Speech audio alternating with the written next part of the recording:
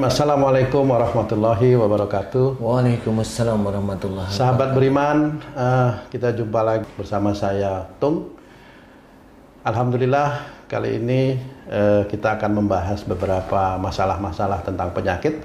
Yang pertama itu ada yang bertanya mengenai sakit mah yang berhubungan dengan rasa nyeri di ulu hati gitu Pak Ustadz. Nah, dia punya sakit mah, nyeri di ulu hati, dan kadang-kadang kalau sudah kumat itu dia mau muntah dan sampai ke kepala, cenut-cenut, muntah hanya keluar semacam lendir aja begitu Pak Ustadz, dan itu berlangsung beberapa jam gitu. Itu pertanyaan dari netizen yang ada di Bali, kayaknya ini ada di Bali. Monggo Pak Ustadz, bagaimana penjelasannya menurut akhlak? Bagaimana? Ya, alhamdulillah, terima kasih Tung. Para sedulur, sahabat beriman, teman-teman, guys. Assalamualaikum warahmatullahi wabarakatuh. Waalaikumsalam warahmatullahi. Jadi pertanyaan bagus sekali. Pertanyaan ini biasanya muncul dari saudara-saudara kita yang selalu kalau sakit di perut dan itu sudah bertahun-tahun, analisa dari teman-teman dokter hanya asam lambung. Ya nggak bisa disalahkan ya teman-teman dokter, karena memang ilmunya memang kalau seperti itu asam lambung. Kalau dari sisi apa sih, dari sisi akhlak, kemudian apa sih yang terjadi, insya Allah sebenarnya ya atas izin Allah itu sebenarnya. Jadi yang pertama kali dari sisi akhlak itu ada dua kemungkinan. Kalau memang itu di ulu hati, kemudian di perut, saya bilang ulu hati ini bisa aja lambung, kemudian di perut ini ya usus dan sebagainya isinya itu. Kalau di ulu hati itu, kalau dari sisi akhlak berhubungan dengan seseorang yang sakit di daerah ulu hati ini agak susah menerima masukan, agak susah menerima nasihat orang lain. Awalnya begitu. Apalagi kalau dia sakit mutah, berarti dia kalau diberi masukan, diberi nasihat tuh ngebantah. Membalikkan, pokoknya kalau diberi masukan atau nasihat, entah itu orang tuanya, entah itu pasangannya, itu membantah. Nah itu ketahuan kalau mamanya dia makan selalu keluar lagi. Itu ceritanya makan itu sama seperti nasihat, nanti dikeluarkan. Hatinya nggak mau, lambungnya nggak mau nerima. Itu terjemahan dari akhlak, dan itu dicirikan oleh Allah Ta'ala seperti itu. Jadi kalau itu ingin sembuh, umpamanya punya anak yang belum akil balik, masih bayi atau masih pokoknya belum akil balik, kalau dia itu diberi susu mutah, dimakan mutah, ini berarti ada salah satu orang tuanya yang kalau diberi masukan, nasihat, ilmu-ilmu yang baik itu membantah, berkata-kata kembali. Jadi itu biasanya anaknya mutah, atau dia sendiri besok kalau dia sakit cirinya mutah. Jadi sakitnya apa aja itu dia itu mutah. Nah di sini harus kita sadari dari sisi akhlak itu seperti itu. Di ulu hati kalau dia muang biasanya susah menerima nasihat orang lain. Kalau mamanya dia mutah, berarti di luar dia itu tidak menerima nasihat orang lain, biasanya terus menjawab. Jadi dia jawabnya asal-asalan, atau dinasihatin menjawabnya dengan emosi. Bukan memotong pembicaraan, bukan ya? Beda ya? Bisa aja sebenarnya dalam memotong pembicaraan kan intinya marah kan bisa aja. Jadi itu semuanya intinya berhubungan dengan nasihat. Nasihat untuk memperbaiki dia sendiri, tapi dia tidak mau. Umpamanya seorang istri dinasihatin suami, dia menolak. Nah itu nanti anaknya ada yang seperti itu. Dan kalau ciri sakit dia sendiri, istrinya ya begitu, nanti mutah-mutah, pusing, mutah-mutah, seperti itu. Yang dianalisa dokter ya masuk angin biasa. Nah seperti itu. Nah ini yang di ulu hati. Kemudian kalau yang di perut, biasanya kecenderungan kalau ada persoalan-persoalan dalam rumah tangga, perut itu isinya usus ya. Usus itu dipergunakan untuk menyerap sari-sari makanan. Nah, kalau menyerap sari-sari makanan itu berarti adalah di dalam kehidupan berumah tangga, ini saya analogikan, di dalam kehidupan berumah tangga itu ada sesuatu yang harus kita serap menjadi ilmu, bisa menjadi lebih dekatnya kita kepada Allah Ta'ala, atau yang kita tolak karena memang itu keluar dari syariat.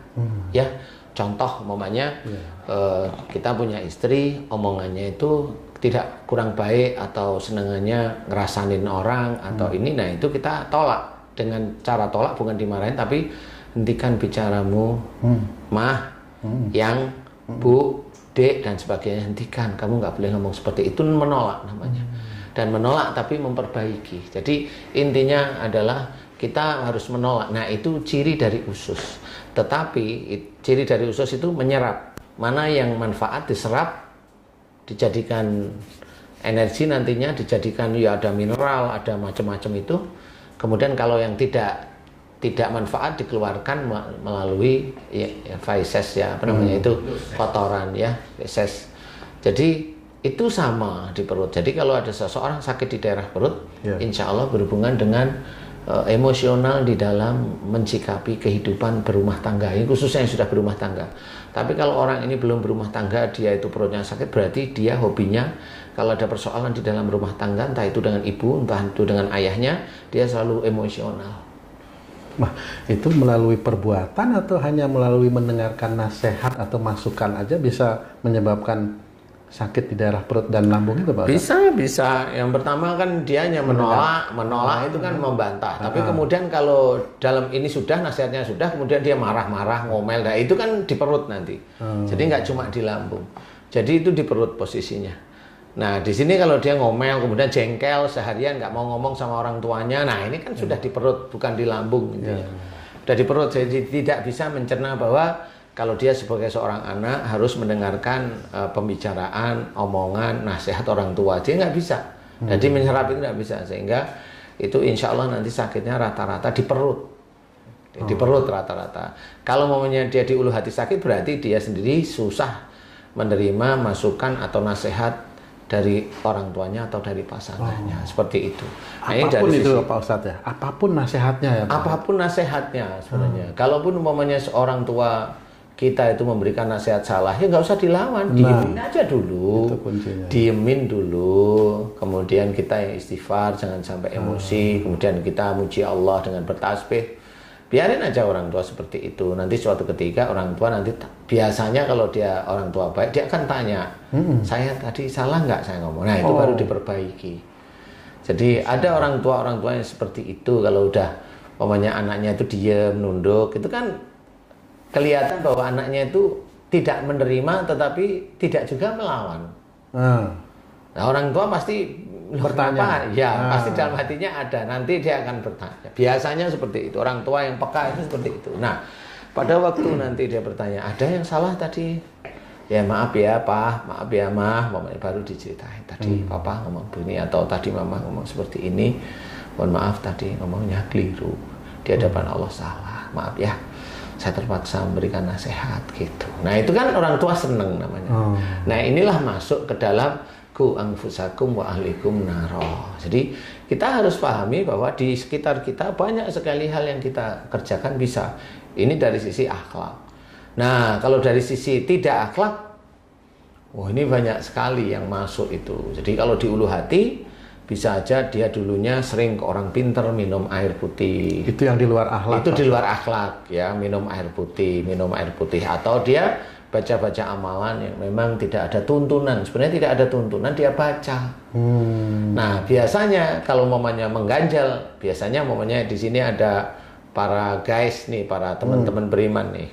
Saya memang dulu waktu saya belajar ngamal-ngamalin langsung nek. Nah momennya langsung nek. Nah ini coba diingat. Dulu sebelum ngamal-ngamalin, dia sering ke orang pinter minum air putih, enggak? Seperti itu. Kalau dia betul nemuin, nah berarti yang dari orang putih, yang dari orang pintar itu dengan amalannya dia bentrok. Nah ini orang nggak pernah tahu, bentrok.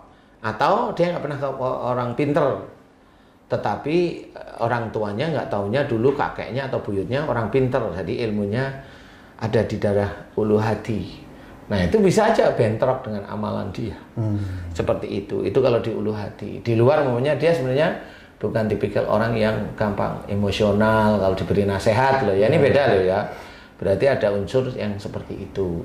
Kemudian kalau di perut macam-macam, hampir sama. Relatif antara ilmu dari orang pintar itu sudah dari sejak kecil, kemudian dari dia ngamal-ngamalin sesuatu untuk membaca memang niatnya bukan karena Allah Ta'ala, itu pasti nanti akan masuk. Jin itu akan masuk kepada apapun yang dilakukan oleh manusia yang niatnya bukan lillahi ta'ala. Jin itu insya Allah masuk siapapun orangnya, orang Indonesia kek, orang Cina kek, orang Amerika kek, orang Eropa kek, orang Arab pun sama. Kenapa seperti itu? Karena memang orang itu disuruh hidup itu harus lillahi ta'ala. Inna sholati wa nusuki wa mahyaya wa mamati lillahi rabbil alamin. Ini harus kita ketahui. Sesungguhnya sholatku, ibadahku, hidupku dan matiku hanya untuk Allah Rabbul Alamin. Berarti harus sholat kita lillahi ta'ala, ibadah kita, baca Quran harus lillahi ta'ala, dalam kehidupan bersuami istri harus lillahi ta'ala, kan semuanya harus lillahi ta'ala nih. Jangan sampai kita menggunakan itu untuk duniawi, hanya itu aja. Kalau kita lihat seperti itu. Nah, kalau memang kita menggunakan untuk duniawi, ya kita harus sadari kalau besok itu banyak makhluk, ya jangan kaget. Nah, itu makhluk yang masuk ke dalam tubuh manusia itu, Pak Ustadz, itu apakah dia selalu masuk akan ke perut, ke usus, atau dia masuknya kemana sehingga kok itu juga ada unsur-unsur begitu yang menyebabkan sakit itu? Ya, ini kan di Indonesia emang kan banyak seperti itu. Makanya di luar ada sihir telur santet, makhluk itu ada masuk. Nah, kalau sihir kan ditanam ya dia. Sihir itu ditanam. Kenapa sihir itu ditanam di perut? Biasanya untuk tumbal. Kenapa tumbal itu rata-rata cewek?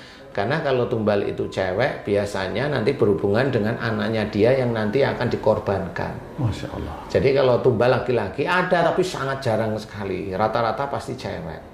Rata-rata pasti cewek. Nah, inilah yang harus kita ketahui. Nah, kalau sudah begitu, ya cari memang ahlinya siapa.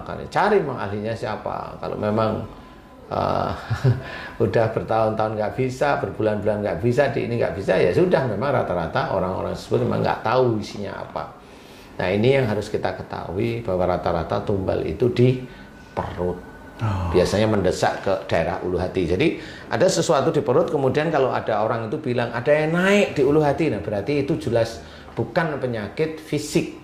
Berarti ini penyakit yang non fisik. Berarti penyakit ini analisanya cuma satu, ini metafisik dan harus diselesaikan dengan orang yang ahli diizinkan oleh Allah Ta'ala. Begitu kurang lebih. Oke, terima kasih banyak Pak Ustadz. Tapi belum doanya ya. belum doanya itu. Belum. Jadi pengetahuan dulu. Pengetahuannya dulu. Pengetahuan dulu, guys. Sahabat beriman yang dimuliakan Allah, menarik sekali penjelasan dari guru kita, Pak Ustadz Danu.